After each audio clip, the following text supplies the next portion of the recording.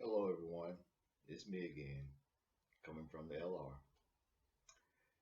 And I was talking with my oldest daughter yesterday, and I told her a story that I hadn't told in quite some time. I hadn't thought about it.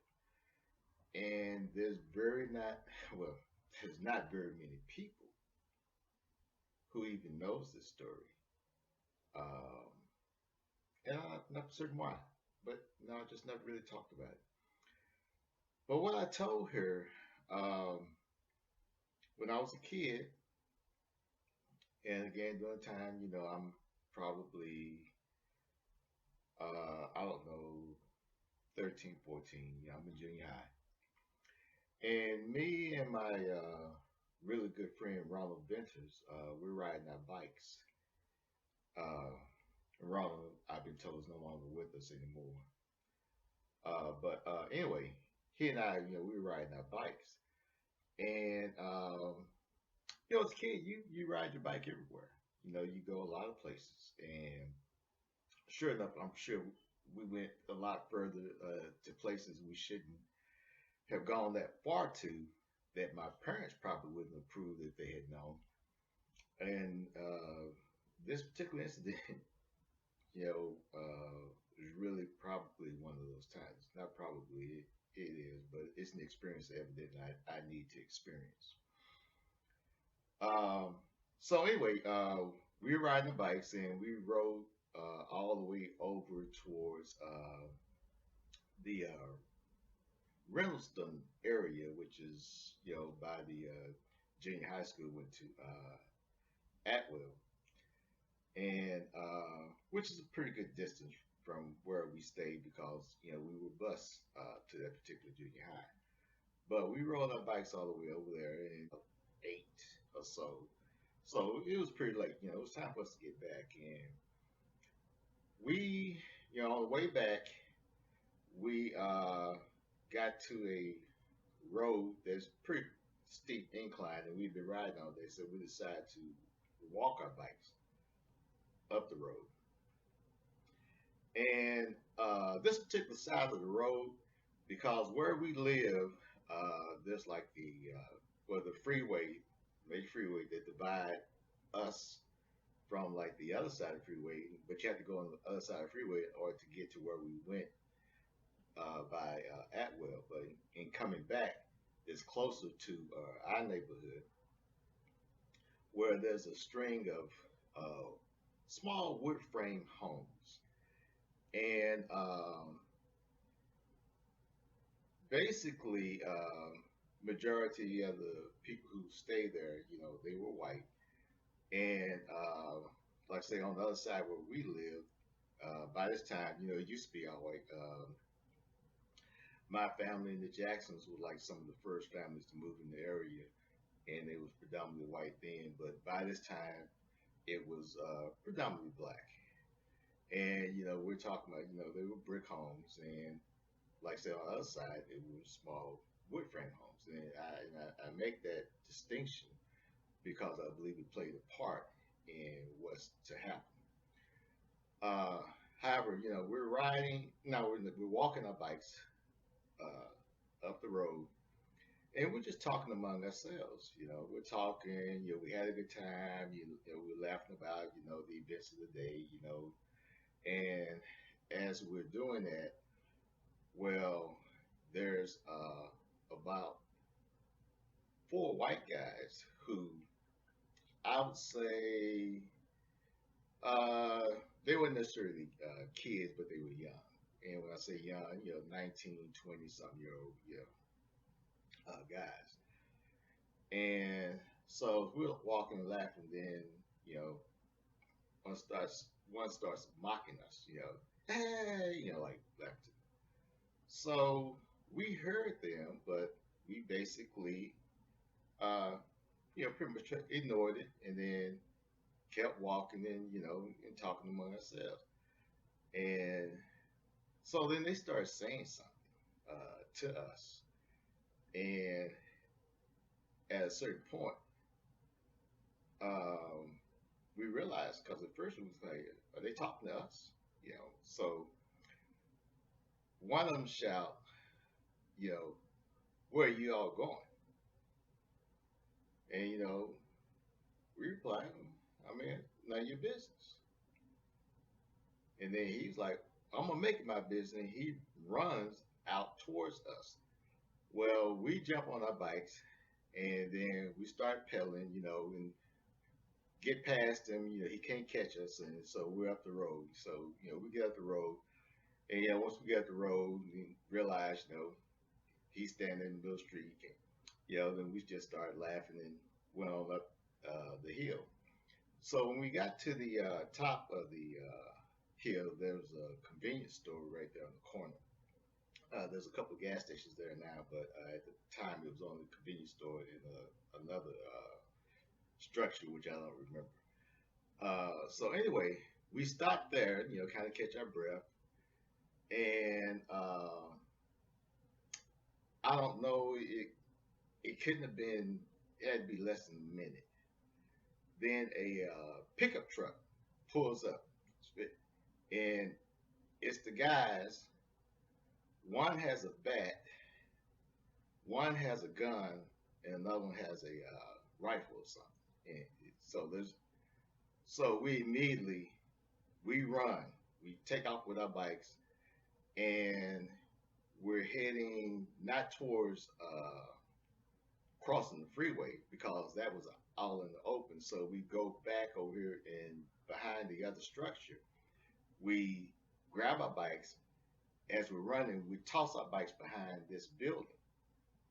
And then there's an open field. And we run over to the open field, and then, we're running, and there's some shots fired.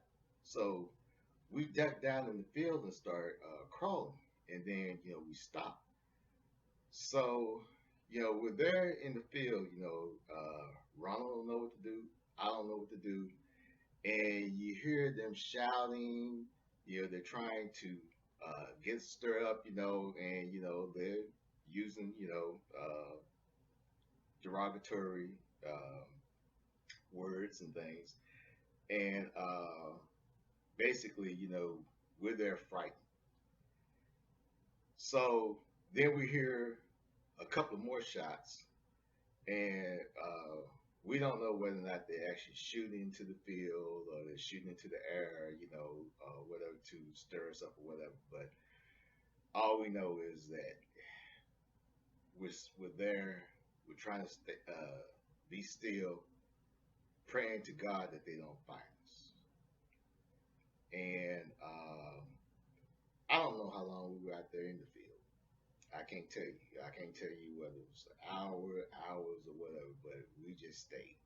We just stayed and, pretty much try to, keep one another calm, So eventually, after whatever time it passed, we looked up and just peeped above, and the weeds were high, so that's the reason why they couldn't see us. Thank God. And I truly mean that. Thank God. Uh, so we peeked up and we didn't actually see them anywhere. We're still afraid to move, but we knew we had to get home because by this time we knew our parents were going to be terribly worried about what happened with us. And so we decided, okay, we're going to go, and we're not going to go to the bridge to cross over because, again, that was in the opening. If they was sitting there waiting on us, we didn't know. So we actually go down the incline to the freeway, and we crossed over the freeway, which is sure is dangerous and it's dark at this time. We talk about two kids running across the freeway, but we make it over to the other side, and eventually we make it to Ronald's house. His house was closer than mine. And we tell, his parents what happened, and his father takes us and, puts us in his car and then drives over there to the location that we talked about. And he took us where we said we stashed our bikes, and fortunately our bikes were still there, although that wasn't the main thing that was bothering me. But anyway, we got our bikes, and by the way, he did bring his gun with him also. And then they took me home, and I told my parents about it, and my grandmother who lived with us, and of course they were extremely worried, and oh, we shouldn't have gone that far, and things. Pretty much, that was the conversation, and I remember my cousin who was also older, and he was an old teenager, may have been like a senior in high school or whatever. He may have just finished school, and he and his friends wanted to go to this house where these guys were, and of course, do whatever. And I told him, I said, it's not worth all that. I mean, I'm fine, and I'm just glad I'm fine, but no, I don't want that to happen. And so why I had a mindset like that, I don't know. Because again, I'm a kid. I'm a kid,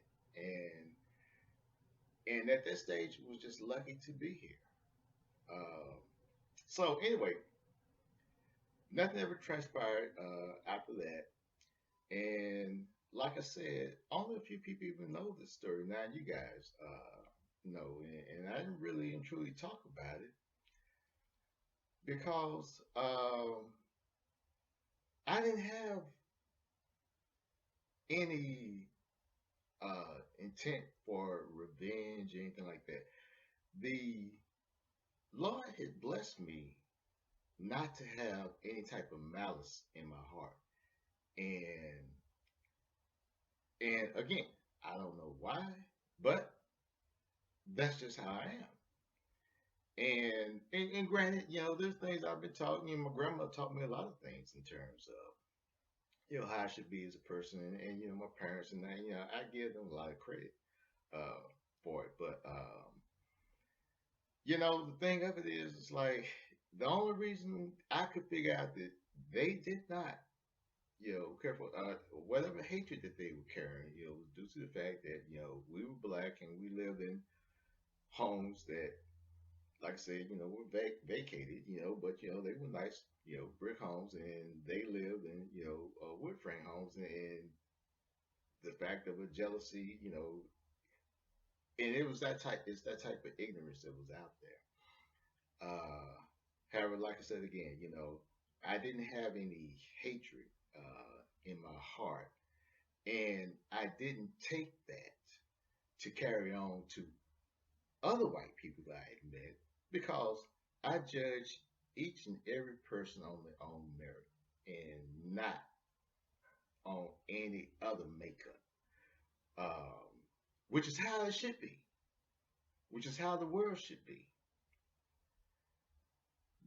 I'm just so disturbed with the hatred, in the world, and and let me say this, because during that same time period,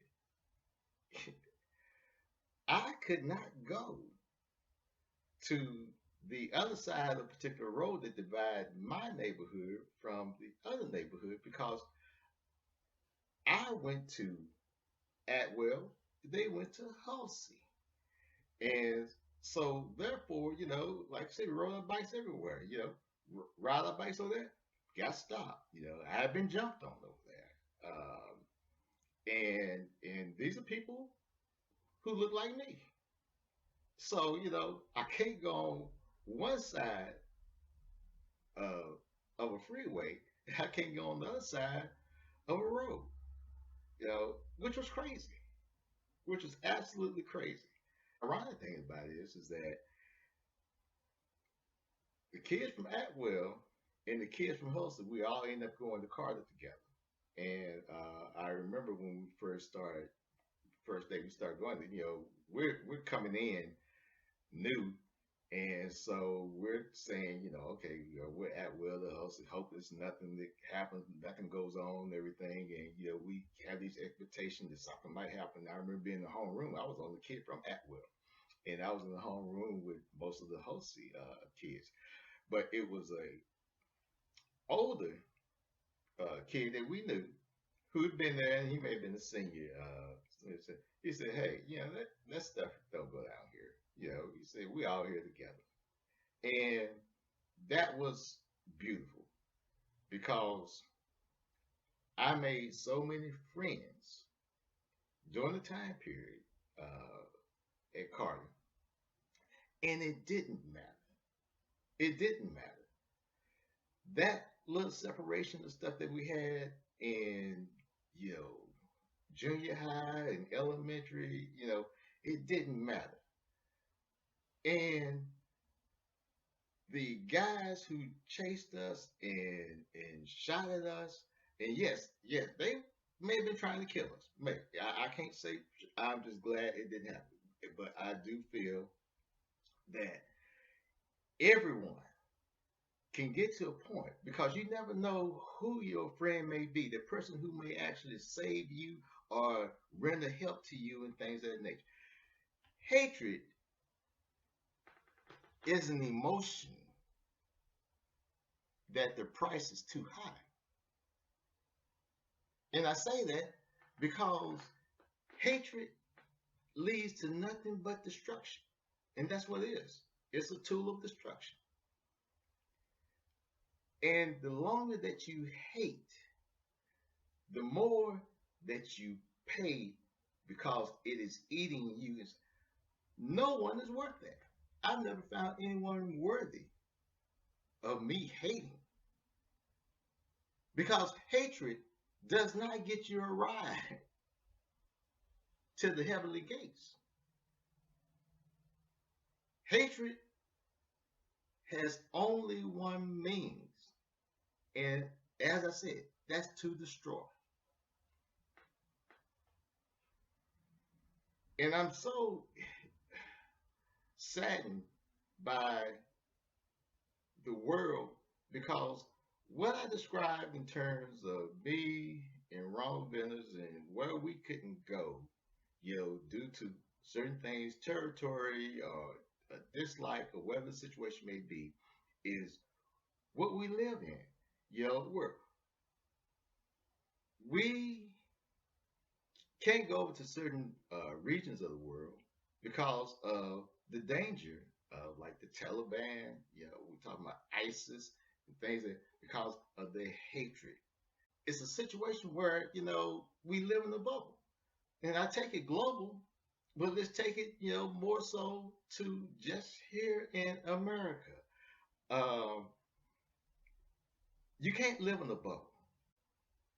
I remember a kid being in juvenile court, and he and some other kids had broken into this home, and the victims were there, and the woman asked the kid because the victim had the opportunity to give a victim statement. She asked the kid, she said, "Why did you all choose our house?" She said, "Because we live in a good neighborhood. We live in a good house. Why did you all choose our house?" And the kid reply was, "Because you all live in a good house." That was his reply. So we cannot live in a bubble again. And there should be no room in your life for the hatred. Kids shooting up schools because they hate their lives and how people they feel have made their lives to be. Hatred. Hatred everywhere. And you're seeing a lot of it here on the news here lately. But it's only destruction. That's all it is. And for those of y'all who may ask, well, am I capable of hating? Yes, I am. I'm human. You know, could I have malice? Yeah, yes, I could. And again, I thank God that that is not one of my natures, and I know I'm capable of that. But day to day, in out, my nature, my being, that is not something that is a part of me. The price is too high, people, for what you have to give up in order to hate. And wouldn't you rather live in a life and in a society to where people actually are warm, open, loving, and healing? And that's really all I want. I want that for my kids, for my grandson, for your kids, for the future generations. You know, we're not perfect, and we have shown that. Throughout the history of time, mankind has consistently battled against mankind for various reasons. You but all of it leads to eventual destruction. I say again, price is too high. So anyway, I know this was a long one. I didn't mean for it to be this long. It's something that it does. I mean, emotionally affects me, and I just want you all to, listen, and we spread as much, warmth and love and kindness and generous. Because again, we can't live in the bubble. We have to live among one another. So therefore, we have to really and truly help heal by any means necessary to heal. Again, as usual, I ask go to the website, share the link, share this video. If you never shared any other video, share this video. And it's not that I'm authority on anything like that. It's just that right now what I'm talking about is just doing away with hate and just releasing yourself from that. Because that's what happens when you hate. You're in the grips, Satan grips, because that's what he wants us to do. So let's not be his tool.